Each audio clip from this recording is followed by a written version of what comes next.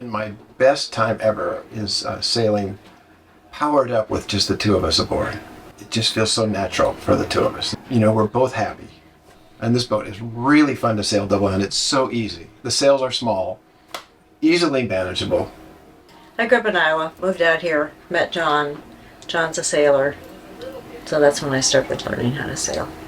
Together we've done years in the South Pacific, just the two of us. We sail well together and have for over 40 years now. I'm foredeck. I do the spinnaker, hoisting and dowsing, and handles the helm, the main sheet, the spin sheets, and the fore. This boat was designed as a double-handed, offshore, fast, cruising schooner.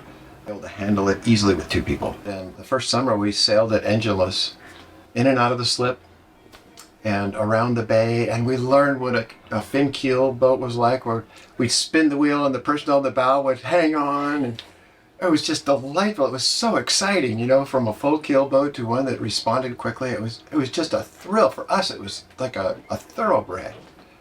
We didn't really know what we were getting into, and I used a skill saw and just went around and cut the whole deck off, which included the cabin sides and the cabin top. Cut the entire boat out until we looked like a canoe.